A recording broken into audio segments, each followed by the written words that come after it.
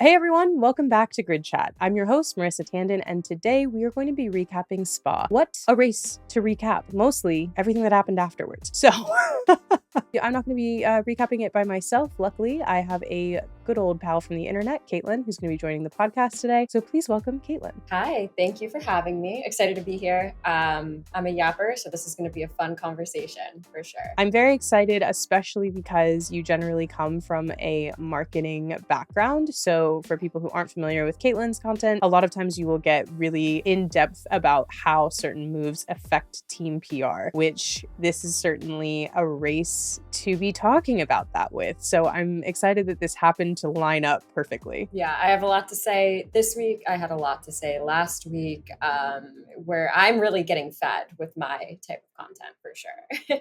For sure. It's almost like everyone's like, what if we could just mess up some more so Kaitlin could make some videos? You know what I mean? Right. No, I feel like they're actually stalking my TikTok at this point. Like that's why they're making the moves that they're making. Well, generally speaking, sometimes we have these races that are so eventful that it's hard not to say what happened at the end at the beginning. So I do think we should just do a quick top line and instant reaction, which is George Russell wins the Spa Grand Prix only to be disqualified moments later. Actually, not too many moments later. It was pretty overwhelming. We have not had a disqualification like this since Austin last year when Charles Leclerc and Lewis Hamilton were P2 and P3 and disqualified. Generally speaking, how do you feel? Because both of us were at the Austin race where this happened too. Yeah. So I was definitely more upset in Austin because I am a Charles fan, like through and through. That's my number one. So this week I am actually quite happy because he was elevated to the podium. Only thing running through my head right now is the TikTok sound. So you think I'm skinny. That is my only actual reaction. I obviously feel bad for George. He has really stepped it up this season, I think, despite the challenges that the car may have had, which it seems like they fixed due to Lewis's improved performance as well. But yeah, definitely not a great start to summer break at all, in the slightest.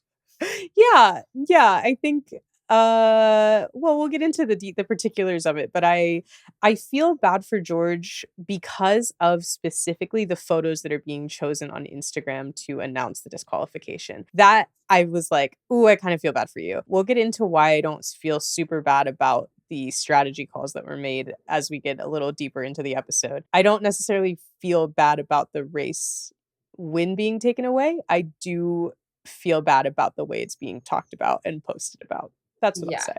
Yeah. I mean, obviously, if we're going to talk marketing here, like the pictures that are chosen are intentional. They want you to feel bad because brilliant.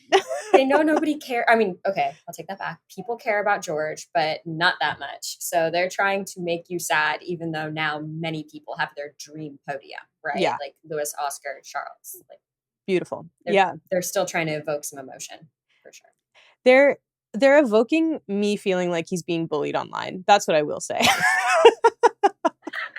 I feel like I'm watching a high schooler get cyberbullied and then go viral telling their story. Exactly. Like, this is my truth. Yes. You're never going to believe what happened behind the scenes, but this is it. So I will say that's the emotion that's being evoked for me. The one thing we did forget to do is, because you are new to the podcast, generally I start with like, how did you get into F1 and what teams do you support? You've already revealed that you are a bit of a Charles Leclerc fan, but how did you get into Formula One? Yeah, so I went to a college that was pretty international. So I, throughout college, ran into a lot of people that would just like have it on in their rooms, like friends on my hall. And so I was aware that it existed. I would catch a couple races here and there, depending on how early I woke up and if I wanted to see people.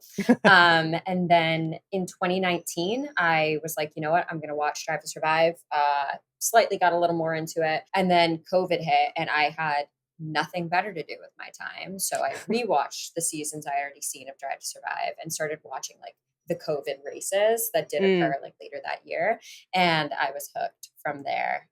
And now I have gone to a bunch of races, done a bunch of things, which is really exciting.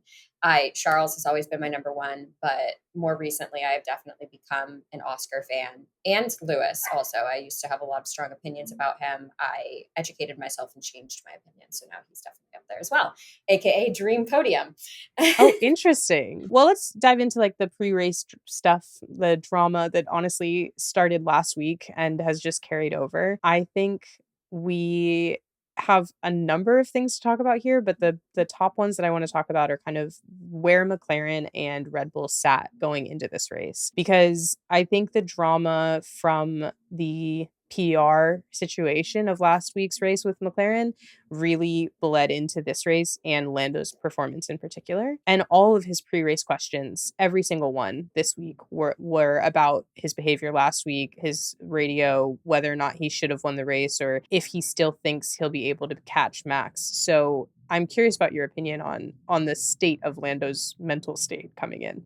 Yeah. So actually, hilariously enough, I used to work in mental health in marketing. So it's like very, very tied into this conversation. I think if you follow drivers off the track at all, like, you know that he has always been his own toughest critic. That's been very obvious. He never really blames the team for things. Like, it's really like, it's my fault, I did something wrong. At the end of the day, the PR team knows those questions are going to be asked of Lando all the way through summer break, probably through the rest of the season, right? Because with the skill level we're seeing of Oscar, like, starting to match Lando's or catch up to Lando's, it's going to keep happening.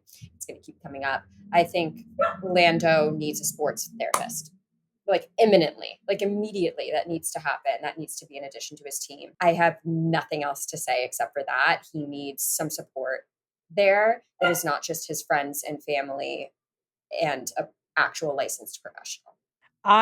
And I guess we don't know that he doesn't have one, but I hope that he does, to be honest, because I think particularly with their team principal, Andrea Stella, I think they really set him up for what happened this week in a way that wasn't necessary. I last week said very firmly, I think the team principal should have gotten on the radio and made a call and moved on. They should not have allowed that long of a team radio battle back and forth, and for it to be able to then be picked apart for as long as it was. It was a situation that, like, an adult who was not in the middle of a high speed car race should have come in and made the call, and should have been thinking about the results of what would happen, because if they had stuck to strategy and said, you're coming in and then immediately you're going to give the position back and then you guys can race. If they had not come up with the fact that now we do have the information from Oscar's, one of the guys on Oscar's team, that they were given the order at the beginning of the race that whoever was leading coming into the second pit stop would win the race, which is a bonkers thing to say publicly, personally, I think, even if that was your strategy.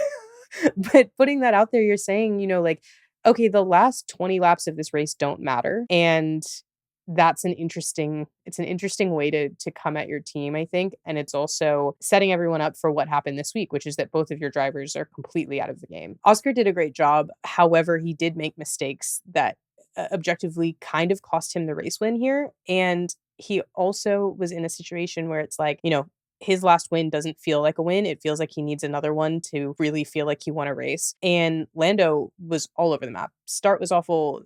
Like, it was off the track. It was not a good race for him. And I think a lot of that is because of what they're dealing with coming in. Yeah. And honestly, I think Lando's starts are always awful recently. Yeah. And I think a lot of that, as his team, I would start to reevaluate how you prepare Lando Norris for a race. Yep. Because this is not the first time he's fumbled to start. It's like the fifth time in a row. And I totally agree with you with what you were saying about Oscar, like, trying to prove that he can win a race, like, on his own laurels and not because his team gave an order. That was pretty obvious to me. He obviously pushed, he made it up to third and now second, which we'll talk about later. And he did a great job doing that. But as you said, we saw mistakes. It was very obvious. He was pushing to the limit, but I don't think it was because 100% he was like, I think I can win. It was, I need to prove I can win.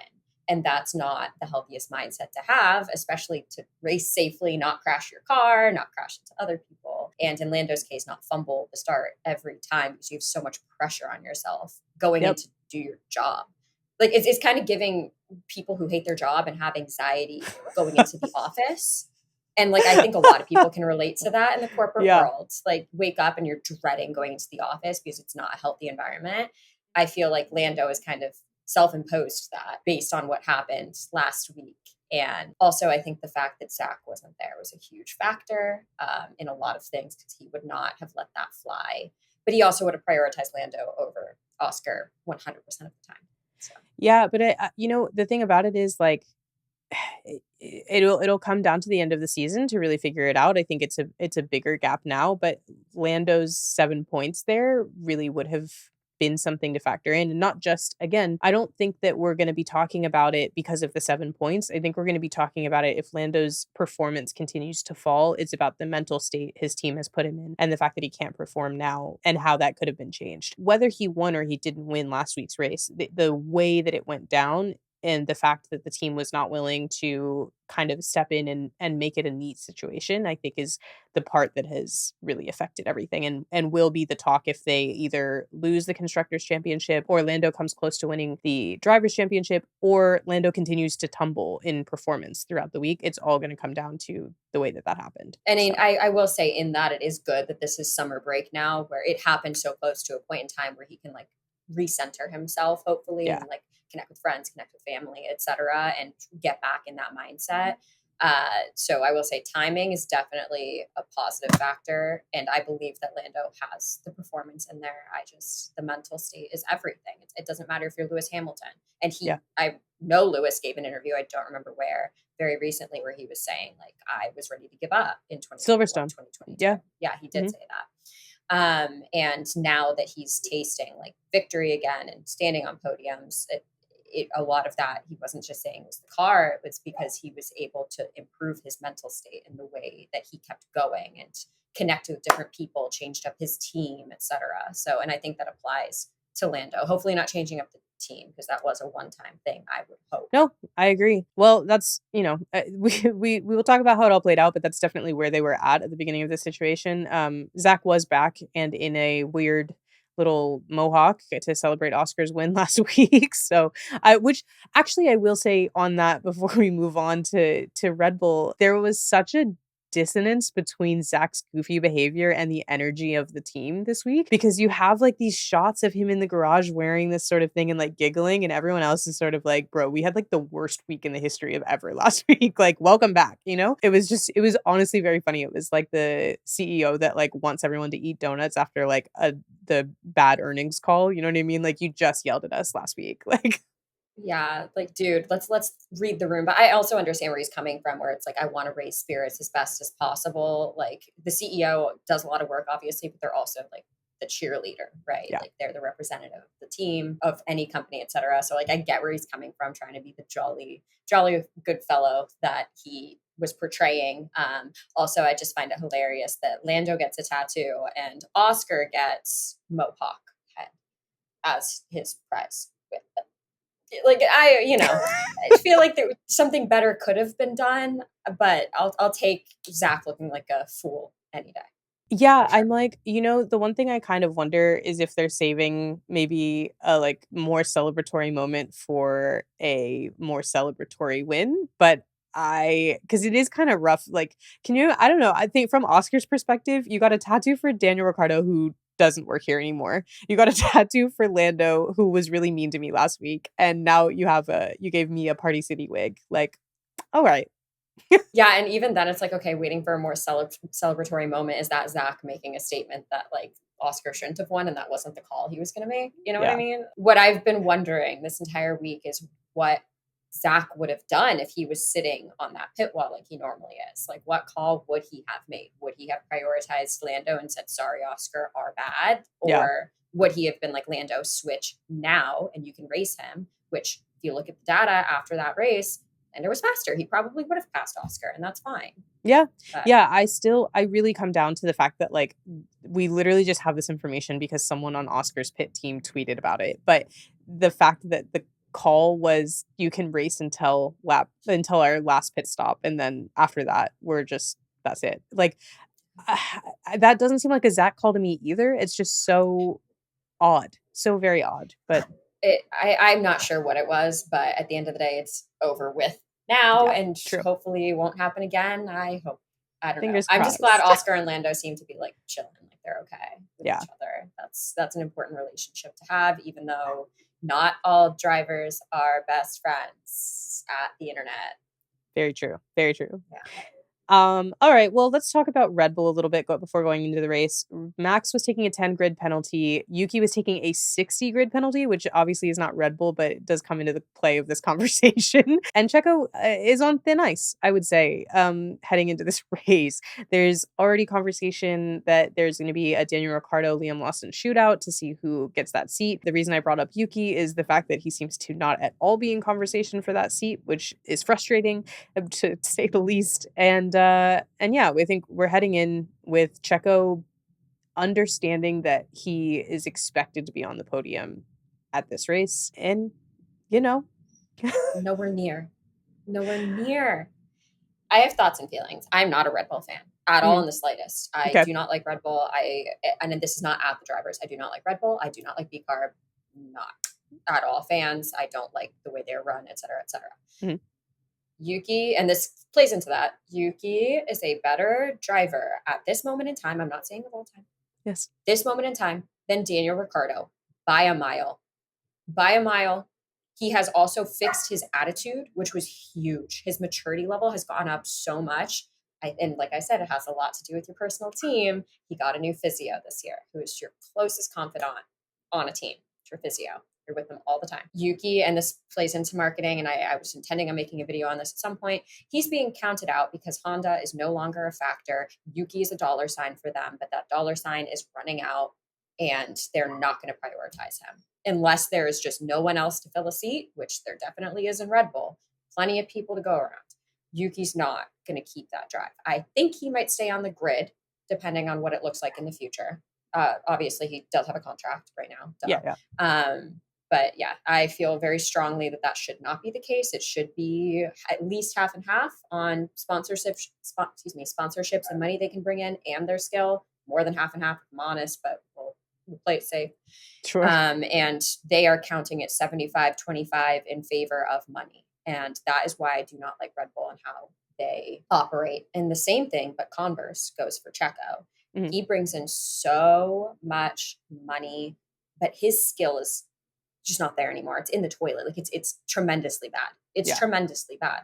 And has a lot to do with what? Mental health. I don't think he's supported, etc. Still not my favorite person, but I don't think he's supported. But they're looking at him as a dollar sign that they're finally prioritizing, I would think, skill over the money. I don't think we will see Checo in a seat come end of summer break. But yeah, no, when we were watching qualifying, I was like, to be totally fair to him, I don't think anyone expected any Mercedes to be in contention during qualifying after practice.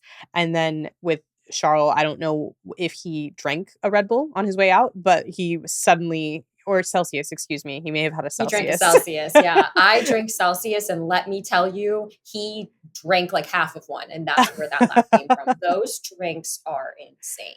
I really think, just as a side note, all of the energy drinks that are in the game, they should be getting shots of the drivers like getting one right before their lap through the helmet. Great marketing. Anyway.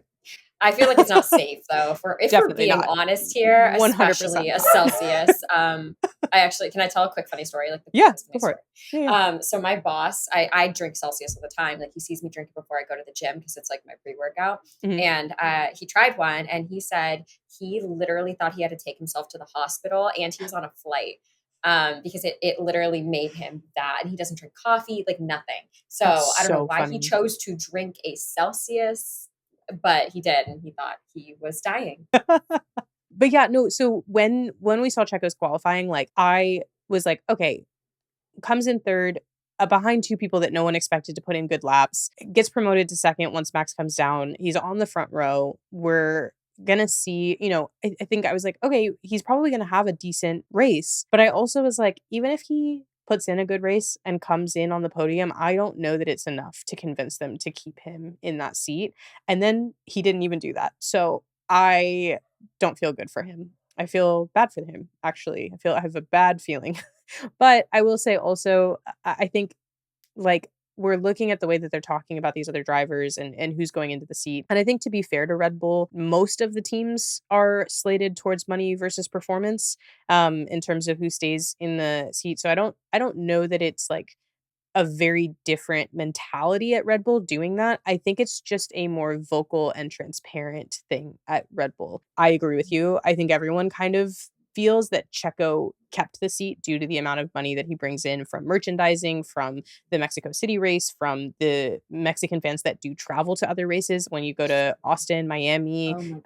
constant. Every race. And I love it. It's beautiful to see Yeah. like how much camaraderie there is among like supporting Checo and like him being such a symbol of like the sport for Mexico. They are scared to lose that. F1 probably doesn't want to lose that either. I mean, every Absolutely. North American race, every single one. Yeah, so I think it's a large amount of like we're looking at that and understanding that that is what he brings to the table. And I've said a bunch of times that I think every driver on the grid brings something to the table that doesn't have anything to do with their talent, and it all has to do with their monetary abilities. And I think that that's always going to be the case when there are only 20 seats available for the entire world. Like, it's not enough just to be the best driver available. We see that with Liam Lawson. So I think a lot of it is the fact that it's now become a question of, is it enough? And it's looking like economics are not enough when the fact is your talent is getting in the way of the economics of winning. And that is where I think whether it's the fact that your dad owns the team, or it's the fact that you're bringing an entire country's worth of fans and you're the only driver that's representing that country on the grid, or whether it's that you're a longtime champion and you can't, like, you're in a low spot when it comes to the way we've seen other drivers, kind of move down the grid. Fernando Alonso is not at a top team. Lewis has been able to keep himself at a top team, and I think that's because everyone kind of knew he still had it in him, and also because he does bring an extraordinary amount of money and fans to whatever team he's going to be a part of. So I think we're looking at the point with Checo that it doesn't really matter what it is that you bring to the table monetarily if we lose the money of losing the Constructors' Championship. And that's where I think the step is coming in. Absolutely. And obviously, in my opinion, I think it'll be Daniel. If they want to make up marketing dollars, he's the right choice, personally. But he's also not the right choice to win. That's the part that's he's killing me not the about right choice it. to win. But I don't think Liam is either. He has driven races, sure, but he is too green. It's going to be an Alex Albon, Pierre Gasly situation all over again, except literally the man's basically brand new to the series. Like that, Yeah. I don't want to see that, honestly. I want to see him in V-Carb. I want to see him take Daniel's spot at V-Carb and then Daniel elevated to Red Bull. I'm not sure what would happen to Checo in that scenario. I'm not sure he would accept a downgrade to V-Carb. Oh, I don't think that they're offering anything to Checo. I think it's... Okay, they're going to say, get out. I think they're going to... If they get rid of him mid-season, I think they're paying his contract out and they're leaving him. That's what I figured. Some people I've heard differing opinions. I'm like, they're not swapping, they're kicking him. I would be really genuinely surprised unless it's like if they look at the losses and they say that it's worth, if they can, if they have something in his contract where they can transfer him down to V-Carb and not have to pay anything, and then they can move a driver up and not have to move anything, and then they just pay to break his contract for next year. That's kind of what I see. That's the only way I see a swap happening is, again, if the economics of it makes sense, because V-Carb's not going to win the championship regardless of which drivers they have. The only reason I see him getting moved down is just to get out of paying whatever they would have to pay to break the contract mid-season.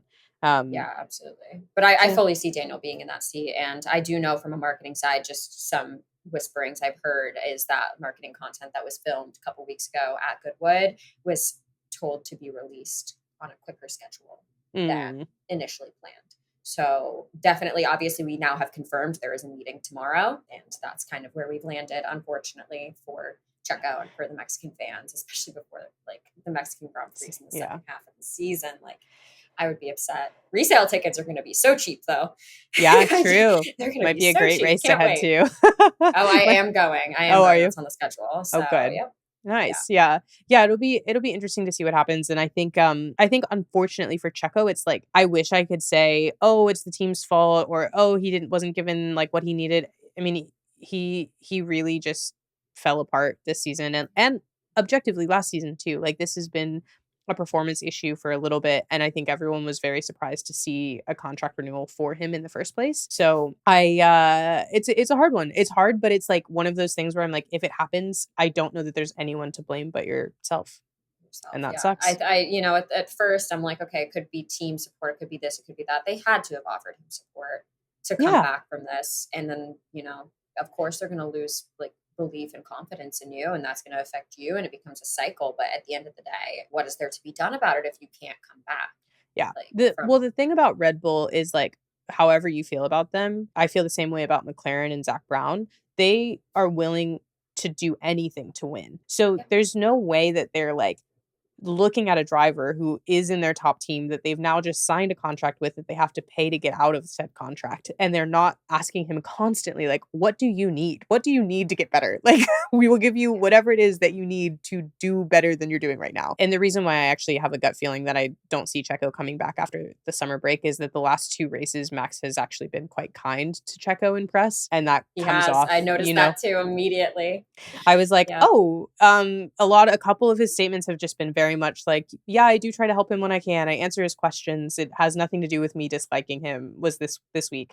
And again, paraphrasing. Obviously, you can look up the interview if you'd like to see No, it. I But saw it too. I got yeah, you. I saw it too. and then like on the other side of it, it's like last week, after Checo did crash out in qualifying, Max refused to let the press conference be about that and said that he thought he was having a good, a good qualifying, and it was unfortunate that he had the situation that he did. And so it's like when Max starts trying to be, when your teammate who's beating you by a lot is starting to try to defend you. It was the same with Alex and Logan a few weeks back. Like, generally speaking, that's not a good sign for your future, I would say. Right. And I will say, I'm just going to say, not that Max necessarily listens to them. I don't think he does, but the PR team probably had a really big part in that, where they were like, Sure. let's make this blow as soft as possible. Here's the kind of stuff we would like you to say, because you're going to be asked these questions. For sure. So, And I think also, like, people like to hate on Max a lot and to say that he doesn't have like good PR or good mentality, or that he's not like nice to people. But I do think, honestly, the thing about Max is that he's just quite blunt, and he does lack what's the word I want to look for, like, sort of high level of high road behavior that Lewis Hamilton has. And I think because of the fact that they're the two best on the grid, their mentalities are constantly compared, and they're very different people. They're very different champions, and they're very different. Like, they have a very different mentality. And they're also, I mean, Max is 26, Lewis is 39. There's a large age difference. There's a large generational difference.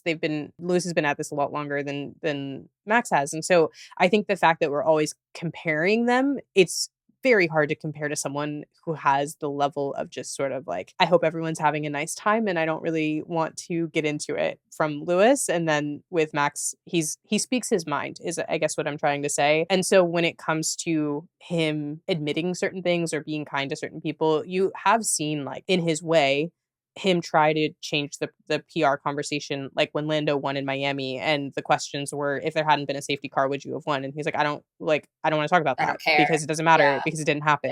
Yeah. Yeah. Like, you do see Max in his way try to change the PR conversation when it's being unnecessarily harmful towards another driver and using him as like the point. Yeah. The only time we don't see that is like when it's him versus Lewis, and it's like, yeah, because he's actively competing against Lewis and he's trying to get decisions made for him in the steward's office. He's not going to say, I ran over Lewis and it was my fault. He's going to say it was Lewis's fault because there's an active investigation happening to see who gets a penalty. Back yourself, girl. Back yourself. Like, you go off, Max. Absolutely. So I, like, as the biggest Lewis Hamilton fan in the world, like, I think there's, it's sometimes I just try to say, like, Max does credit where credit's due. Max doesn't necessarily try to make anything worse for people. Whereas, like, on the flip side, you have Lando during the Daniel Ricciardo era, where they asked, do you feel bad for him? And he says, no, why should I? Like, he did this to himself. It's like, there's different balance in it. And so I think the fact that Max is being nice does not bode well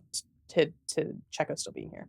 I feel like last thing I'll say about this is I feel like Max, when he says something, he means it. Like, there's a lot of, he's very genuine. There's a lot of that behind his words when he says something that appears to be a little more like, quote unquote, out of character. Yes. For him.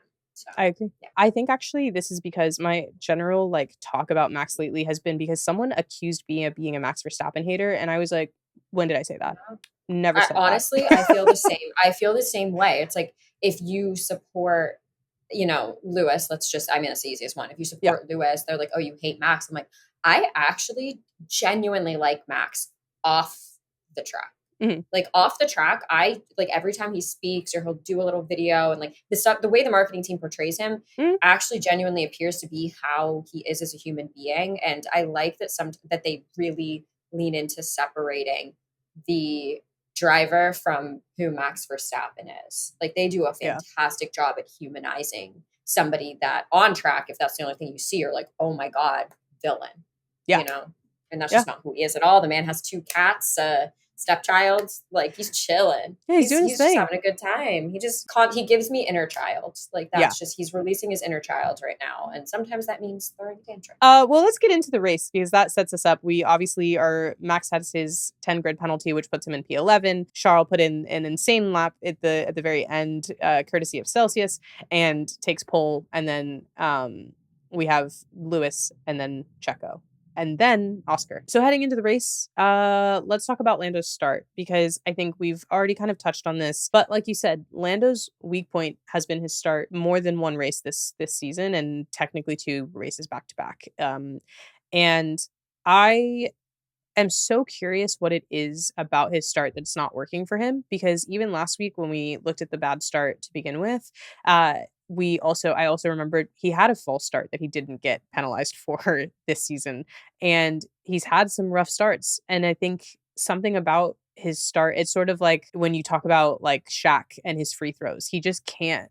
It doesn't matter how great of a driver or a basketball player he is. It's the one thing that seems to be like he's either drilling it wrong or there's something that's in his head, but it is just not coming through for him. Yeah, and I think as opposed to like many other sports, I was also going to make an analogy to basketball, not to Shaq, but we'll move past it. It was not a good one. That was a better analogy for sure. It's not like obviously they can practice in the sim, they can do anything they want when it comes to reflexes, etc. The man can't get in the car and practice starts other than like at the end of practice once Yeah. on every track. And I feel like he just needs to like get in a car on a track and just practice starts for 2 hours, like for a whole week, 2 hours every day. Yeah. And again, like I said earlier, I think a lot of it has to do with his mental state and the way that he looks at himself and what he like has to do going into a race. And I think obviously if that's like the one thing he messes up the most is, the actual start. The rest of the race, for the most part, the man knows what he's doing. Like he's a great driver. We said that. And yeah, something needs to change with his preparation for a race. And John, his trainer, needs to figure that out because a physio is not just a physical trainer. Mental is part of that as well. And it's just like, can you guys figure out something here? Because this is getting old. The man should be able to hold on to his position in the race and not every single time lose it. It really feels to me, especially after knowing what we know now about what the strategy call was for McLaren last week and how his start went off last week, it feels like he is so focused on one person when he's coming out. So like last week we saw him cut across to try to cut Oscar off, and now knowing what we know, it feels like he tried to cut Oscar off because he knew they wouldn't give him the position back should it take that long for him to be able to catch him. This week we're seeing a rough start of him trying to get in front, and I think that's because he knows he's got to get up to the front to be able to win the race and also needs to widen the gap as much as possible to Max so that he doesn't spend his whole race fighting Max. And something about it just seems like he is, instead of like focusing on, and I'm saying this like I know what I'm talking about, but watching him, it just seems like it's every time he's focused on one driver, one piece of the competition, as opposed to focusing on his takeoff and getting a good position and holding his position. I don't know, but I hope they figure it out. I really do. Yeah, I agree. I think he gets tunnel vision and forgets that, hey, bud, there are other cars involved in this, including your own, and your car also needs to fit onto the track, in case you were wondering. Those lines are just sort of suggestions, just so you know. It's to him, yes, because remember last year, I think it was last year at Spa, he got black and white flagged for track limits, as far as I recall. I think you're right. Yeah. To him, they're suggestions, but yeah, I think he gets this singular focus on like this person in front of me is who I have to beat, forgetting that he has an entire somewhere between like 50 to 70 laps in front of him, and he has a fast car that can overtake other cars. Like he can very much do that. And I think he just is like, lap one, I got to get it done right now. He almost kind of, to me, wants to be like Max in a Mm. way in his starts, where like last year Max would start P1 or P3 or whatever, and he would still end up like 12 seconds ahead of everybody else. I think Yeah. that's Lando's dream race. And at the end of the day, sweetheart, you are not Max. I'm so sorry. I'm sure that's everyone's dream race, to not have to really do anything other than drive like a test drive around the track. But I think the other thing I do wonder is how much of it is the McLaren strategy team that is also causing some of this issue, because part of it is like when you look at it, it seems like they are not focused and believing that they can win. Once I thought that once they won at Miami, you would be a little bit more confident. But they have the fastest car on the track right now, and they Is are it? not. Yeah, it is. It is officially the fastest car on the track, and it's like if you know that about yourself, you need to Yeah. start dreaming a little bigger, I guess is the goal there. Yeah. I feel like that's just like a human thing though, right? Like you start getting these really good things. And I feel like we see it in like music artists that blow up. Like let's say Chapel Roan, for Mm, example. Like they're like, how? What do you mean? Like, no, I don't understand this. I don't deserve this. And I feel like every single time we see somebody blow up or suddenly do really well in racing or in sports, they're like, I don't deserve this. I don't get yeah. it. And I think that's just a mindset that a lot of people have. And they're like, oh my God, we have the fastest car on the grid after like never, Mhm. not never, after a very long time Long time, yeah, yeah. of that not being the case. As a matter of fact, being a back marker almost a couple of years ago. So in the beginning of last season, for sure. Yeah. Yeah, I think they need a team workshop. They need a team bonding workshop. They need to go like into a forest camp and sing Kumbaya Yeah. as a team. Or just like, maybe all of them can go to the Olympics together, watch some real teamwork, see how they Yeah. feel. Go watch women's gymnastics ASAP. It's not even a real team. It's like that's a team, but it's not a real team. But you No, know what I I mean. I personally am gonna take them to go watch Team USA play basketball, and I think it'll solve all the problems. Perfect. Sounds good. Sounds good. Superstars Oh, that are willing to pass the ball. Let's see. why don't you Anyway. just call Taylor up and Yeah. Okay, so then after that awful start, we then also kind of see what sets the race, and I think Lando's bad start factors into this.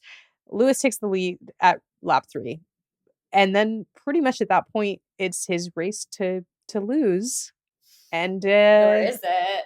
Or is well, it? or is it?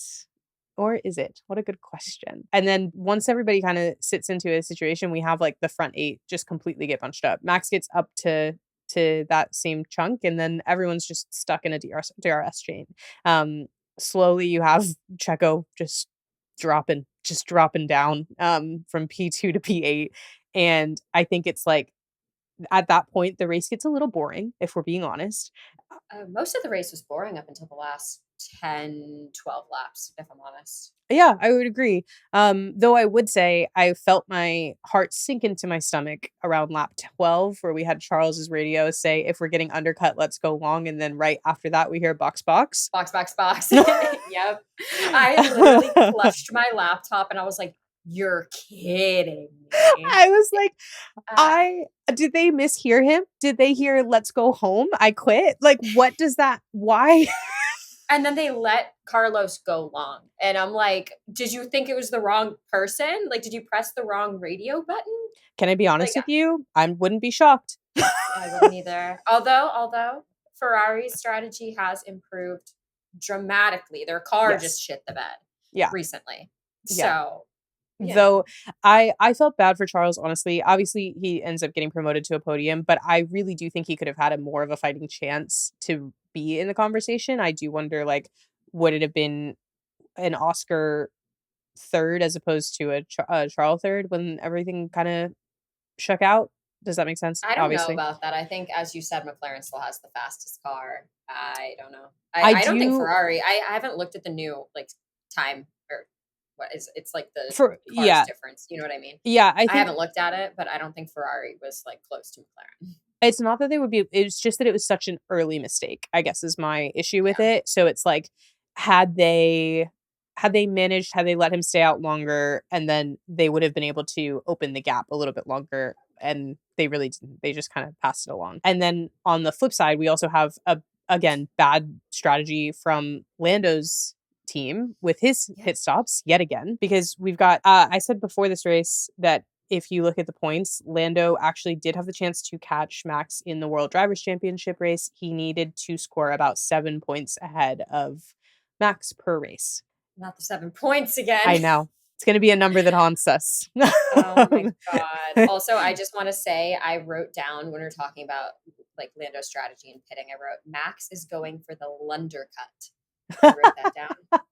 Yeah, he wanted to do the Lunder cut as well. I love that. I love that. I mean, he did, like, they pit Lando first, give up the position to Max in a position where nobody was able to pass. Everyone was stuck in this DRS train, and the only change that was going to happen was from pitting. So they pit Lando first, let Max take it. Then Max goes and so Max has the position. Then the second pit stop, they let Max pit first. There's no tire advantage. You're stuck behind him. I don't know what the plan was there. That's what I have to offer.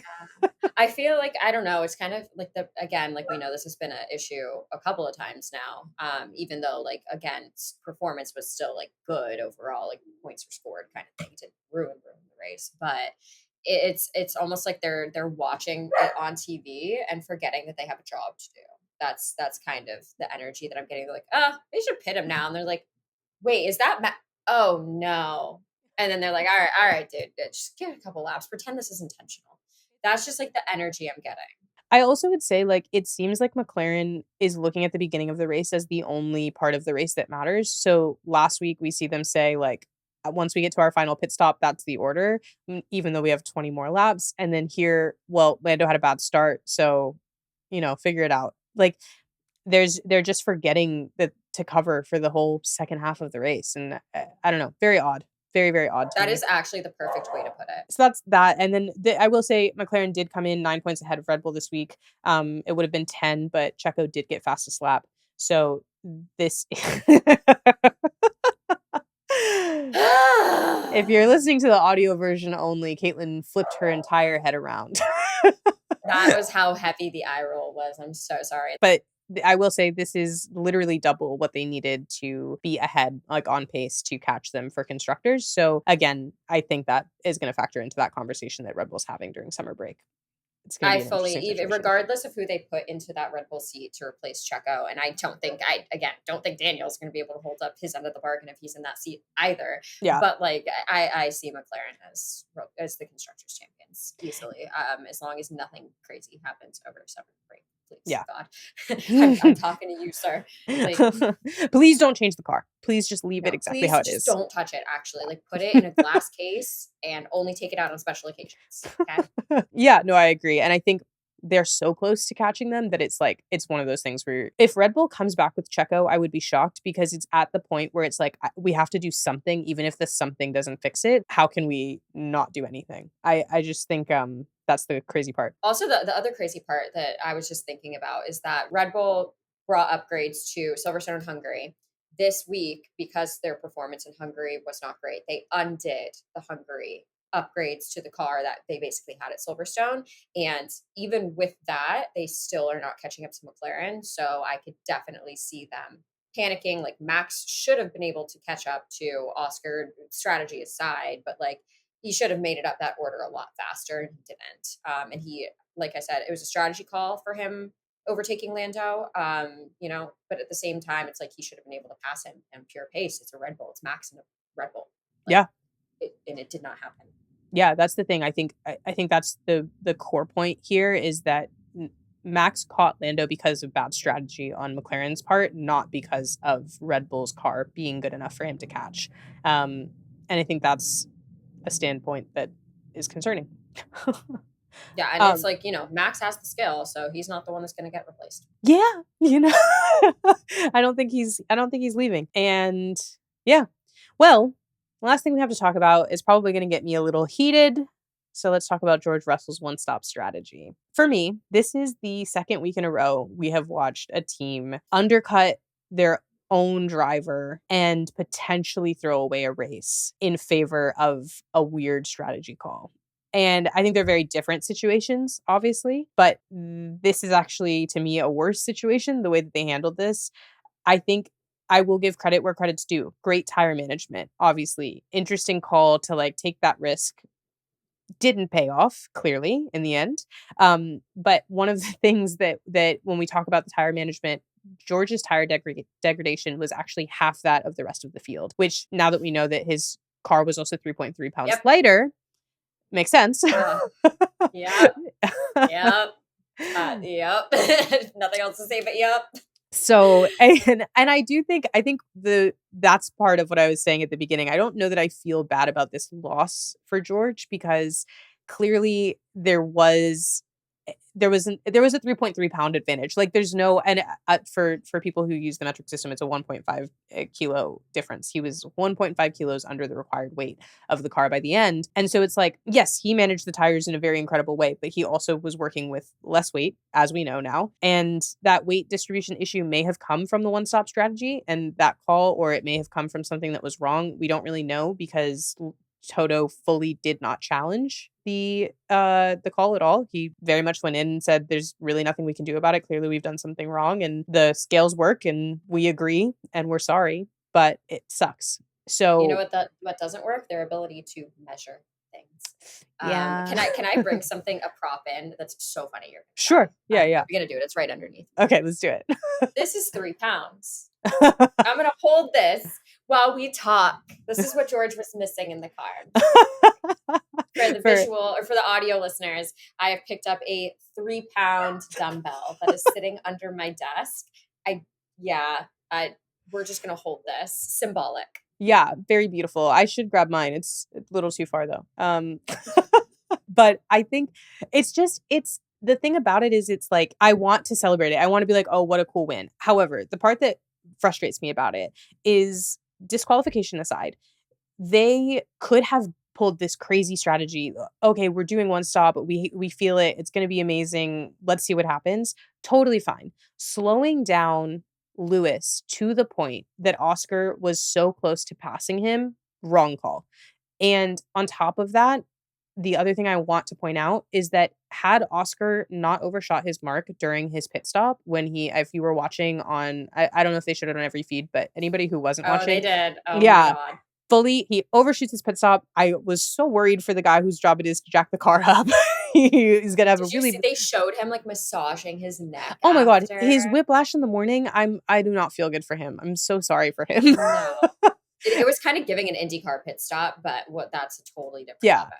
So Oscar fully overshoots that pit stop. And when he did that, he lost 2 seconds. He did not lose the race by 2 full seconds. So the amount of time that Lewis was ahead and that Lewis lost by being slowed down behind someone who is trying to manage tires for a one-stop strategy could have cost them the entire race because all they had to do was swap the positions and tell them not to race and then tell Lewis to keep George within a DRS range, which keeps Oscar from being anywhere close to them. Obviously, George would have been disqualified either way. His car wouldn't have been any lighter if he hadn't tried to fight Lewis, but it's the wrong call and it could have cost them the entire race. And can you believe what would be happening on social media right now if Oscar had passed Lewis? Oh my God. I don't want to think about it. Like that's actually a terrifying prospect because, and this is a bigger conversation that we can have after this. Yeah. Everybody would be attacking Oscar for it. Everybody. Mm-hmm. Oh, for sure. That's the thing is like, I would feel this would be a time where I would be like, I feel very bad for Oscar. I felt bad for Oscar last week. I think it sucks. And that's just the situation is very odd to me because it's very clear that Lewis's side of the garage was not told a one-stop strategy was being attempted. Obviously also clear that that was not the original strategy. It was something that was decided mid-race. Lewis went through that race with a great strategy, great pace, great drive. It was again, like I said at the beginning, I feel like this is the second race in a row where a teammate has taken away the celebration of an earned win. And that really sucks because I think George I just think from the Mercedes side of it, it doesn't make sense to have done what they did. And they really genuinely should have lost the race to Oscar because of that mistake. My exact note that I wrote down is Mercedes battling is effing crazy. They should not sacrifice the race to Oscar, who is 1.4 effing seconds faster. That is the worst call I have ever seen in my entire life. And then immediately after, Checo pitting for fastest lap. LOL. I'm not kidding. Those are my exact notes in my notes app. And I also wrote George WTF again, question mark, question mark, question mark. So lots of feelings. I feel so weird about team orders because last week I was like, screw team orders. I hate them. Yeah. This week I'm like, team orders now. Well, immediately. there's a difference. I think here's the thing. I think there's a difference between team orders in a situation where you're going to win the race no matter what, and team orders in a situation where it's going to cost you the race if you don't give them. That's the difference between this week and last week. Like it is complete luck that Oscar did not win this race based off of the way that they were handling it. And the fact that you have Lewis afterwards saying like, I was not told he was on a one-stop strategy. Obviously, I had life left in my tires both times they gave me my pit stop. Like, yeah, he had life left in his tires because they had a very good strategy for the fact that they were running off of everyone else's, and certainly no one thought that their teammate would be the one that would mess up their strategy. Like, that's the part where I'm like, okay, you're caught behind. Again, I've already said this, but you're putting the fastest car that you have behind the slowest car in the race right now. It is actively slowing down, trying to manage tires that everyone else has an extremely much fresher set of tires. There is no reason that that should have happened. And I honestly think, like, I was quite confused as to whether it was a full team decision or if it was something that George and his team managed on their own. Because Toto Wolff's reaction to a 1-2, I have never seen a He man did less not interested. care. Yeah. He did not care. I was going to say that. I was like, they keep showing him on camera, and he's literally like, I'm going to lift up my phone for the audio listeners. Like, he's like voguing to the camera. Yeah. Like, He didn't care. yeah. And it's interesting to me because, like, I feel like, and we've seen this a lot through their social media, this is what I was talking about. On social media, it is very, very obvious, and it was, especially in the beginning of the season, talking China, we're talking the sprint race, Yeah. that admin and the marketing team, not that they maybe personally had a bias like against Lewis, but somebody's directive somewhere was, do not focus on Lewis. We don't care. He's leaving us. Yeah. And I feel like there's still a lot of spiteful feelings there amongst the team, feelings of abandonment, etc., which is crazy. This is your job, and this is also his job, moving past that. But Yeah. I on social media, you see it. I still think you're seeing it now with like a ton of focus on poor George and like none on, oh my God, Lewis still won, LOL.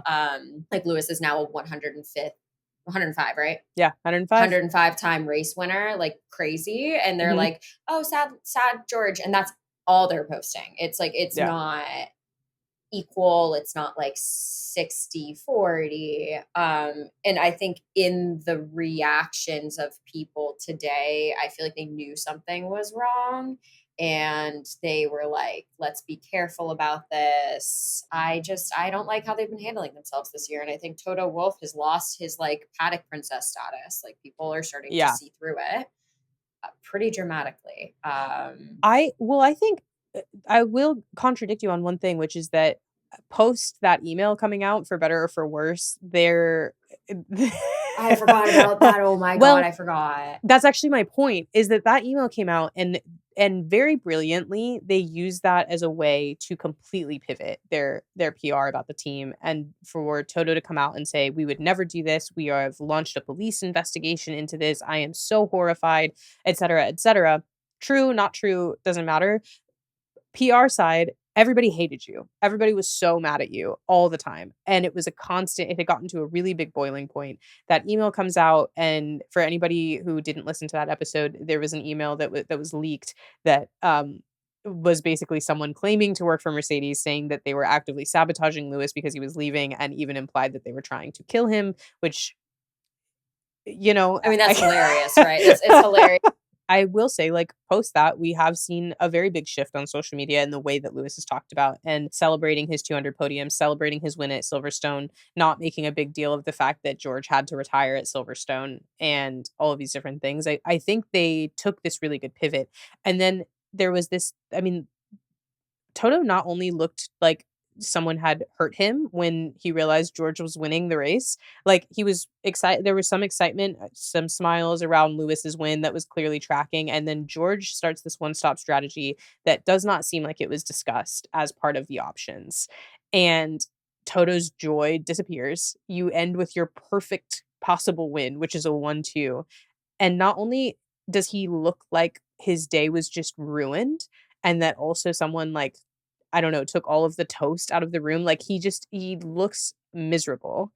And then on top of that, he doesn't go to the podium. He FaceTimes Susie from the garage and does not go to the podium. I didn't realize he did not take the phone to the. I thought he. No, he was Okay. not at the podium. They literally Interesting. cut from the podium to show him in the garage.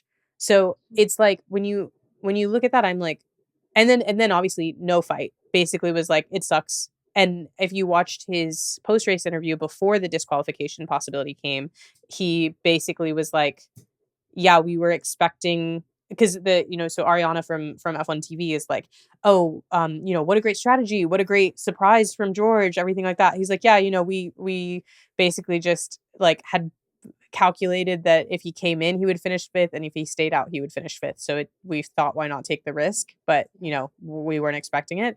And then she asked about, she said like Lewis obviously had a wonderful drive, and he said, yeah, he did, and it's unfortunate. And it was just like this.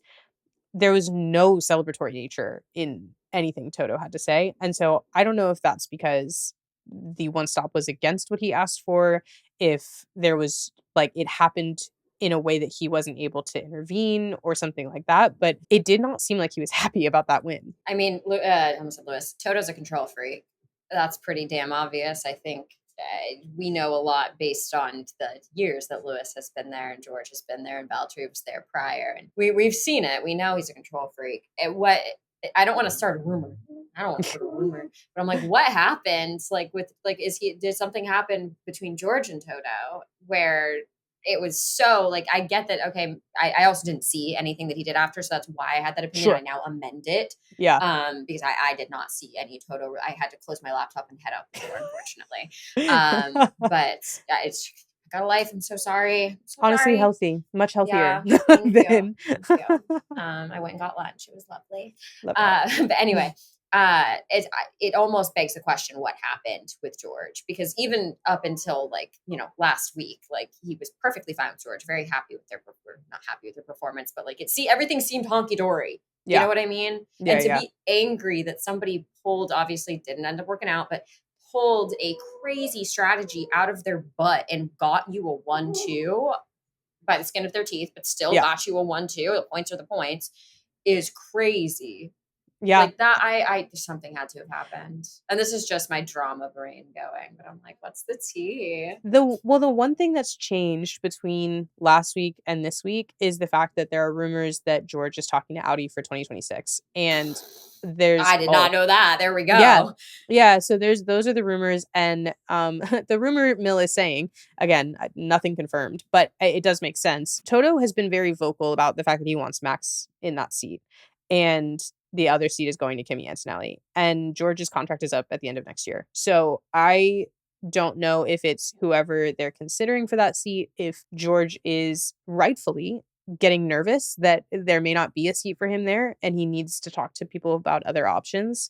And I mean, that's, I think, what's changed. I think what's changed is that George was so like devoted to Mercedes and so positive about being a part of Toto's team. And now, because Toto is once again very publicly making it clear that there's another driver that he wants, you're seeing him start to look at other options and for those things to get kind of leaked to the public.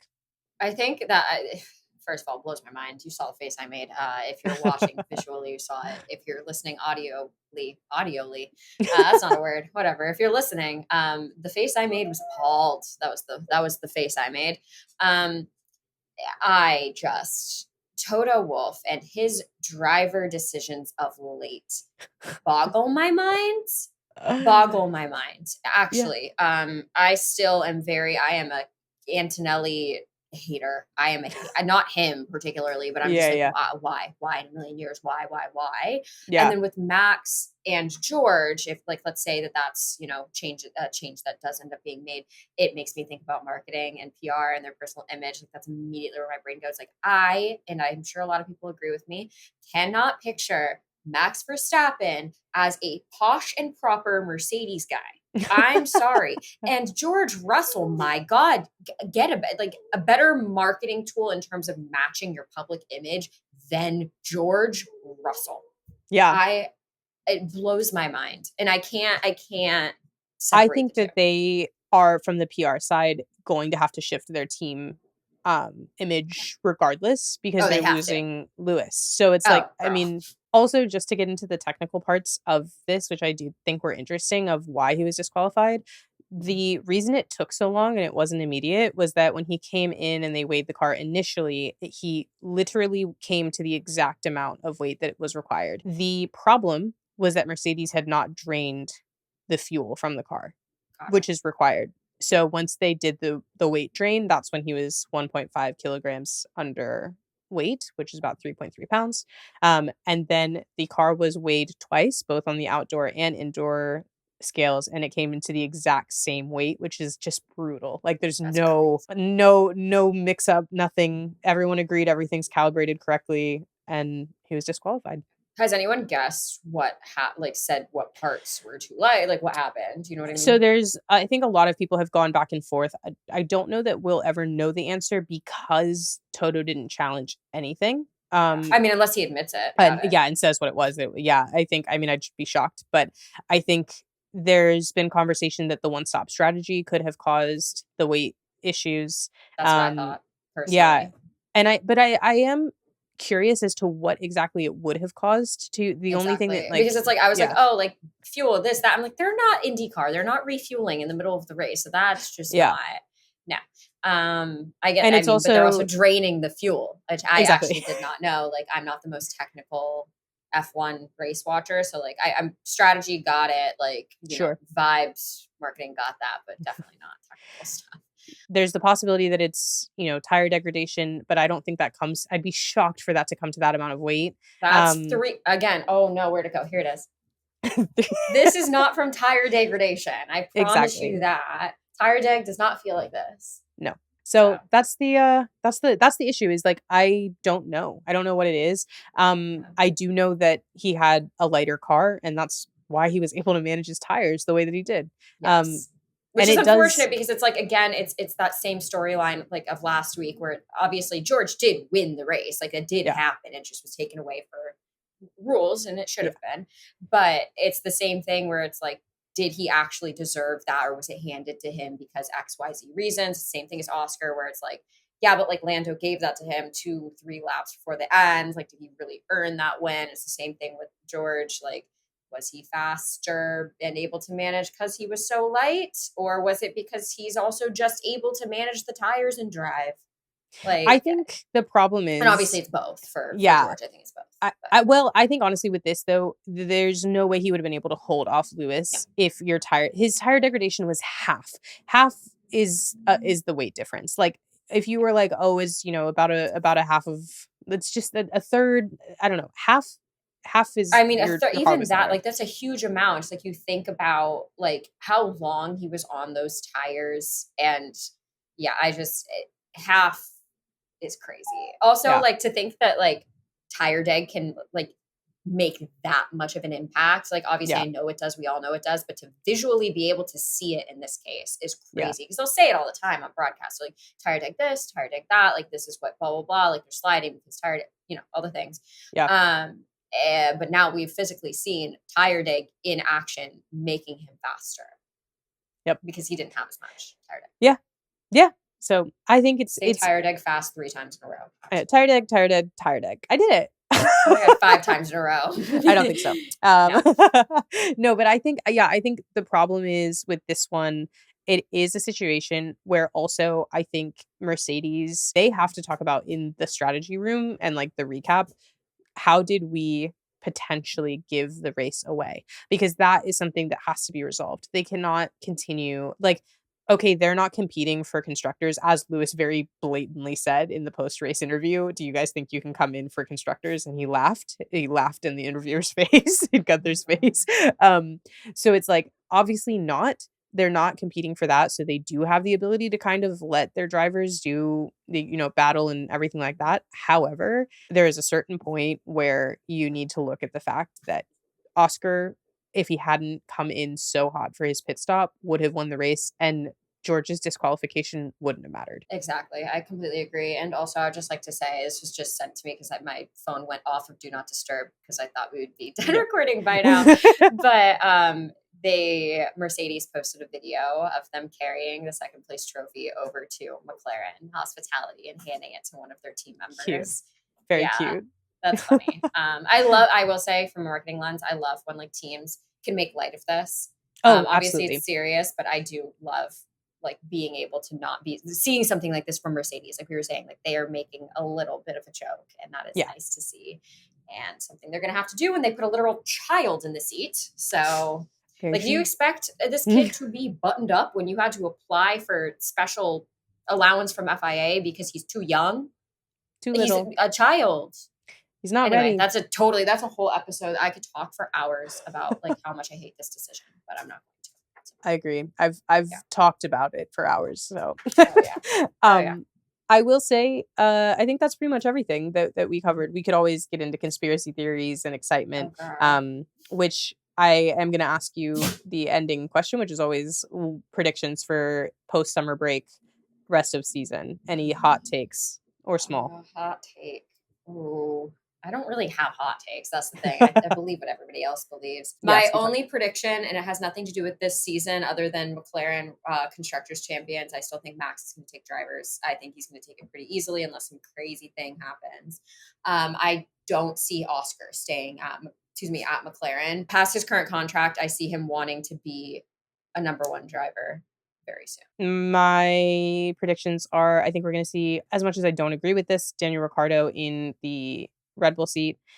Also would like to point out that Max posted almost immediately after the race a video of him and Daniel in the helicopter. In a helicopter. Yep. I was like, oh, they're right. going to Tomorrowland, baby. Sorry, continue. No, I think they're off to have a good time for sure. But I just thought it was like, I was like, okay, we know what's happening. So that's that. I think they'll be teammates after the summer break. I think Liam will take Daniel's seat. I don't think that they are going to put Checo down there, barring any sort of contractual slip around that they might want to do. But I think we will see a resolution to all of Red Bull and VCARB seats by the end of the summer break. I also think Lando is going to have a bad second half of the season. I think unless he has some time to really talk through things and things are changed, I think he is not in the best state with the team. I see that. I have one more question for you that I want a prediction on. Where do you think Carlos is going? On Carlos, this is actually something that has been plaguing me to the point that I'm like over it. Like I am kind of at this point, I'm like, whatever seat he gets, I almost don't care. And I hate to say that, but I'm like, I cared a lot at the beginning of the season when he was one of the race winners. And there were not a lot of those. I now am like, kind of, again, to make another basketball analogy, feeling the way I did when LeBron ruined everyone's lives when he was leaving Miami. The contract negotiations and the way that he threw off his, like, Dwayne Wade's negotiations got really messed up through that situation. And you're holding up for the inevitable of you're going to end up in one of these seats that you don't want anyway. So just sign and move on. I know we've seen him. He was in the Williams paddock this weekend. I still really think that Valtteri is a better fit for that seat.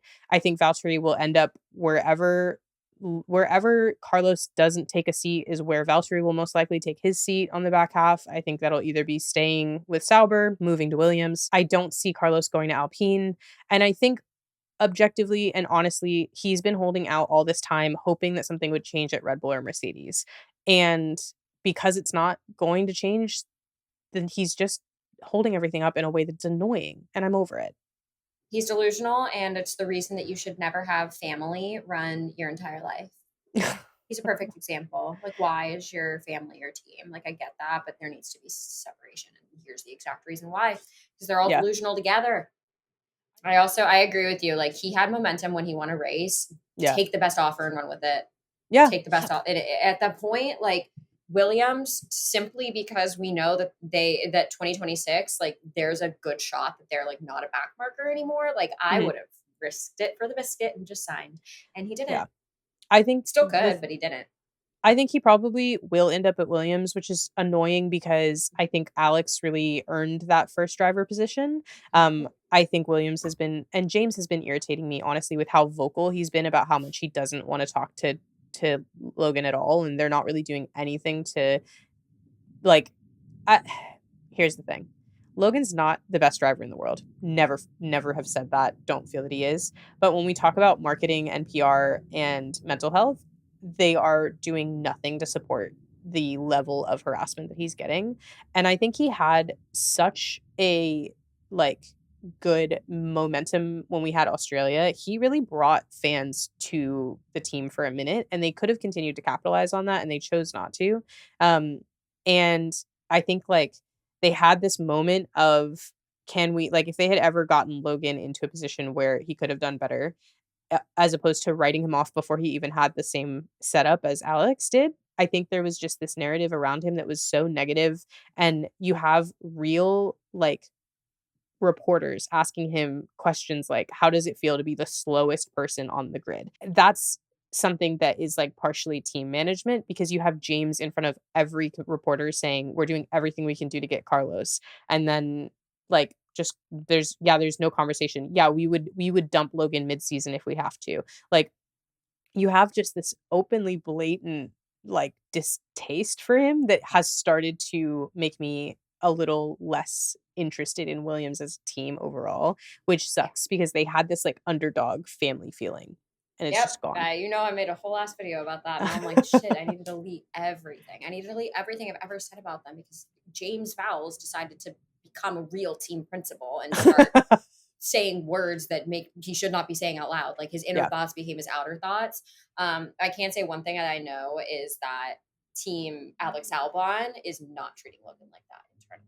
Yeah, I did not feel that. I think Alex has actually been the only one from Williams Yes. to speak positively about Logan, and to Yeah. you can see their friendship, and there's at least a level of respect between the Yeah. two of them. And I think, honestly, I really think that Logan had the potential even this season, if things had been different, to bring him to the point that he actually be a good second driver to Alex, and that when these changes come, he could have been a beneficial team member to have. He also brings American money, he brings American audience, he brings sponsors like Michelob Ultra. Like, you're bringing in a very specific type of sponsorship money that people seem to be interested in having, and you're losing it. So I will say, just based on my own personal knowledge, like, yes, he brings in sponsors like Michelob, but they're not actually spending as much as For the sure. sponsors that Alex has brought in. So Oh, yeah, I don't think he brings in more money than Alex. I've never been like that. Oh, okay, I just think like he does bring things to the table. I think obviously Carlos would be bringing more money than Logan would as well, but I just Yeah. think but I also think that's going to cause, there's no way putting Carlos in that seat after you've committed to Alex in such a public and loud way that is not going to cause problems in the team itself. You're either bumping Alex down to try to convince Carlos to stay with you, or you're bringing Carlos over, who's going to then leave because you're putting Alex in as the first driver and Carlos believes that he should be the first driver. So it's like, I just don't see the personality mesh being there. I also don't think Gotcha. Carlos like fits the brand of Williams. That's the other thing Nope. I just don't understand about that move. But Yep. whatever. This is the same thing I was saying earlier about like Max going to Mercedes, and like I can't see it in a million years. I could see him at Alpine. I'm gonna put in my prediction is he's going to Alpine. Yeah. But Carlos, that's to be just clear, not Max. Carlos. No, not Max. No. I think Carlos is going to Alpine. I think they obviously have made some pretty dramatic statements, in like statements through actions as well as words in the past couple of weeks, and it is signaling, I think, a little bit that like, hey, we're ready for you. We're clearing house for you. Like, we want you. Let's go. Yeah. Yeah. And so that's, anyway. Yeah. We went Well, on a tangent of we Williams. did. We did. Well, I think that wraps up our Yabba Dabba DSQ episode. So Is that what you're calling it? I am absolutely going to be. Oh If you are my listening to this God. episode right now, I hope you read the title, because it absolutely is called Yabba Dabba Oh, wow. DSQ. Do you see how much she tells me before we get on here? I don't know. So I think I don't know. This is an interesting race. I think it puts us in a messy situation going into summer break in a number of teams. I think Mercedes, McLaren, and Red Bull all have a lot of things to discuss. I think Carlos has homes to wreck, and I think when we come back, I know what you meant. That's not where my brain went. he's got things on his list. He's got dreams to kill, and I don't know. I think hopefully we will have an answer to all of this in August, end of August, when we come back for for Zandvoort. Well, Kaitlin, thank you so much for hanging out with me. I had a lot of fun. I think like we've been vaguely talking through comments for ages, so it was nice to actually get to yap the way we can without a 90-second requirement to stop. So if people would like to find you on the internet to see your marketing hot takes, where can they find you? So everyone can find me at Kaitlin_Aria on all social media. It should be Kaitlin with a K on TikTok is kind of where I yap on the internet. But I also am the head of marketing for a startup called FanAmp. And you can find me on there at all given times. Well, thank you for joining me. I had so much fun. I had so much fun too. As always, if you don't want to watch these races alone, you can join the actual grid chat. I host a group chat of motorsports fans where fan behavior is encouraged, and there's no such thing as a stupid question. We watch these races live together, chat about breaking news, and of course, send each other an unhealthy amount of memes. If you'd like to join the grid chat, you can do so at tandemproductions.com/grid chat. There will also be a link to that in the episode description. Once you fill out the form on the webpage there, you'll get an invite via email from me. If you want to connect, let me know what you thought about the episode, or even just ask me another question that you'd like me to cover on the show. You can find me on all social media platforms at Marissa Kamari. And one of the best ways to connect with me is if you're listening to this podcast on Herd FM. You can find me in the community section on Herd FM, where my username is just my first name, Marissa. And once we follow each other, after every episode that you listen to, I'll be able to comment and have a conversation with you directly. So again, my username on Herd FM is Marissa. As always, I've been your host, Marissa Tandon, and thank you for joining the Grid Chat.